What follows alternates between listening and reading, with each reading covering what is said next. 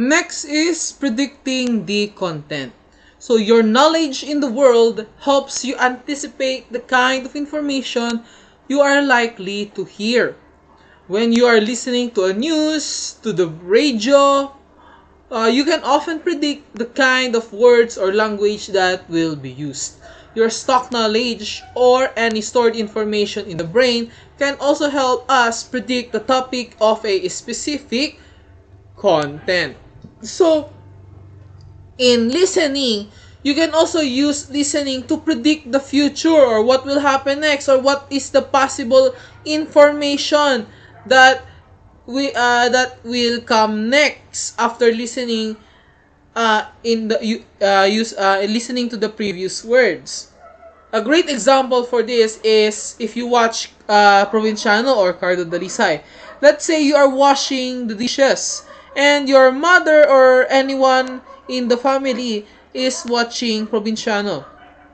Now, even if you are not watching and the theme song of Provinciano starts playing, then you know that something is going to happen. That maybe someone is going to die or Cardo will fight someone. So that is predicting the content. Just by listening, you will be able to understand, predict what might happen, or predict what is the next information. Next is inferring the meaning. So when you listen, it is also important to infer the meaning presented by the speaker using clues and your prior knowledge to work out the meaning of what you hear.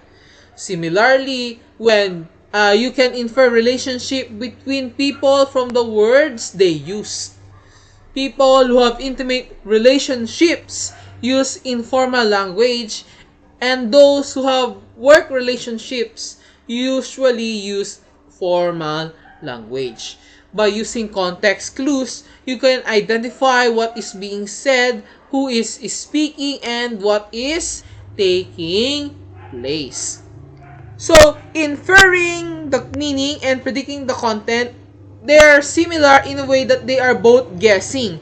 You are able to guess by listening only. The first one, predicting the content, is you are able to guess what might come next, what is the other information, by only listening to the words that are spoken already.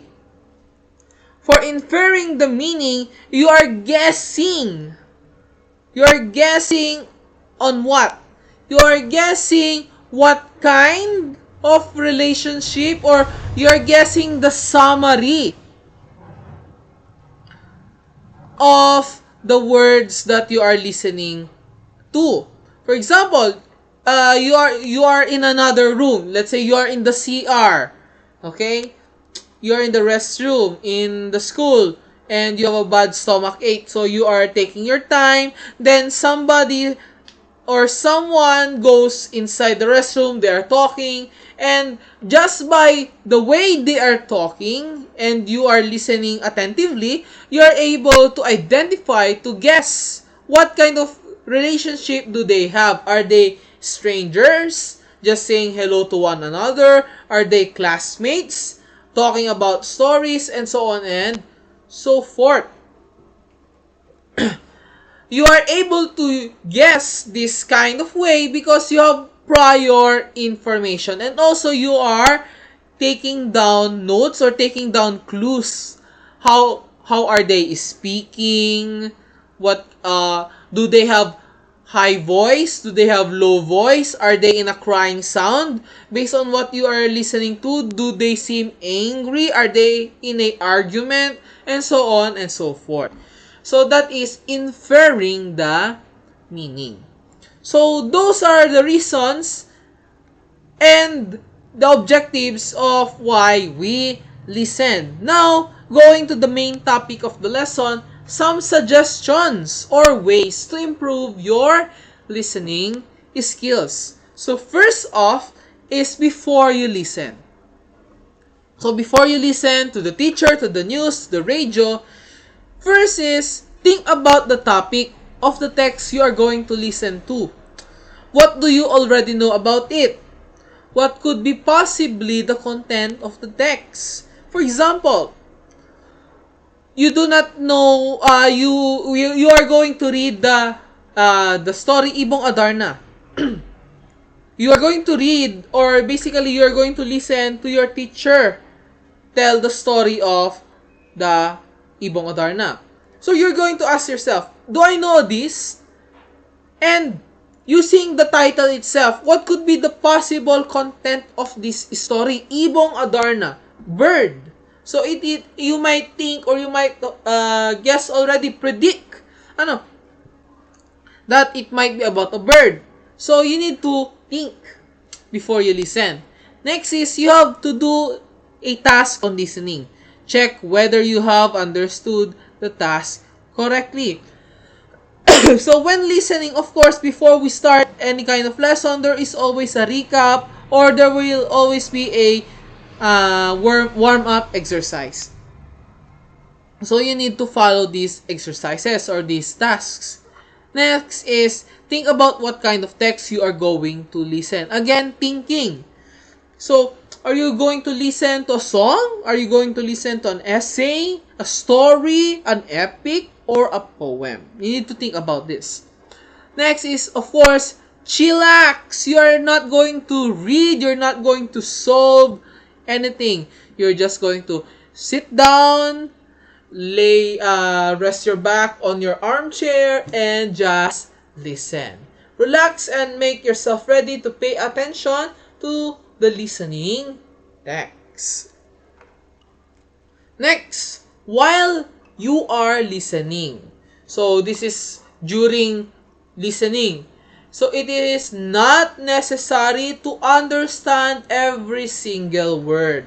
Try to ignore those words that you think are less important anyway. So, this is connected to listening to the main idea. You don't need to give focus to every single word. Just listen and give focus to the main points. Next, if there are words or issues that you don't understand, use your general knowledge as well as context to find out the meaning. So, context clues. We already talked about this in the past or in the previous first grading.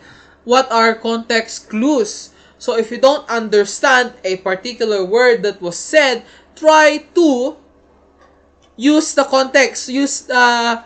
Remember the whole sentence. How was this word used?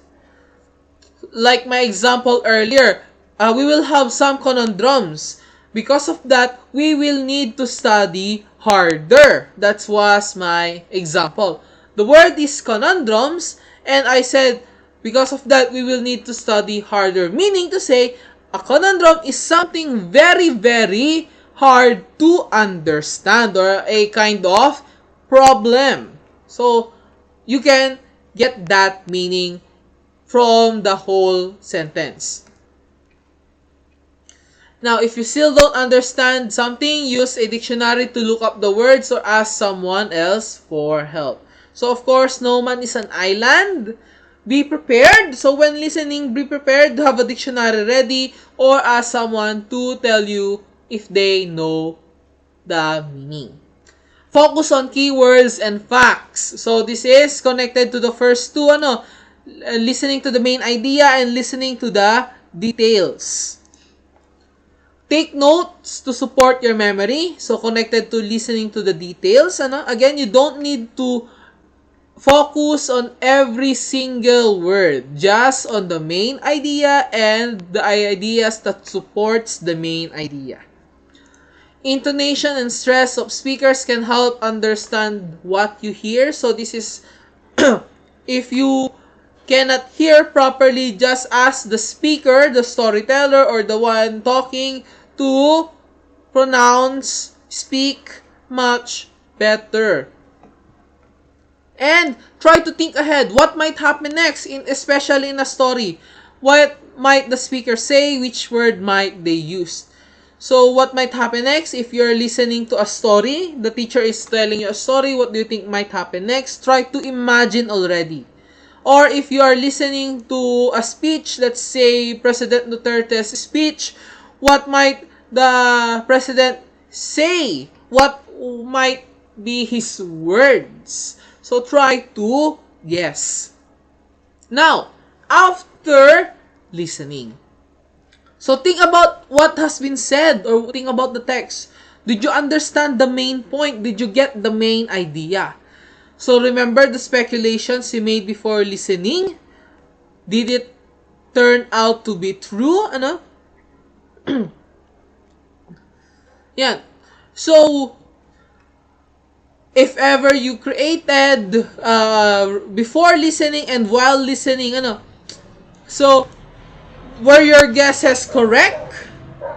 Did they come true or were they wrong? So, review your notes, ano? If you're able to multitask, or your mental notes. What are the details? What are the important ideas? And so on and so forth. Check whether you have completed your task correctly. So, the exercise. And did you have any problem while listening? Do you have any problem in completing your task? Identify your problems and ask for help. So, ask yourself, did you have problems while listening? Were your classmates noisy? Were you not able to listen because the teacher is speaking too softly? And because of that, do you have any problems in completing the exercises? If so, then of course, ask for help. Ask the teacher to read again. Ask for any kind of clarification. And of course, if you do not understand what you have listened, listen again to the difficult passages. So those are our different listening strategies for you to improve your listening skills. Because remember, listening is a daily skill that you need to improve every day. If you don't learn how to listen, then you will have a hard time in life. Because listening is not only used in school, but also in home, in the future, in your jobs, and many, many more. So I hope you understand the lesson for today. If you have any questions, so feel free to ask. So that is all. Thank you and goodbye.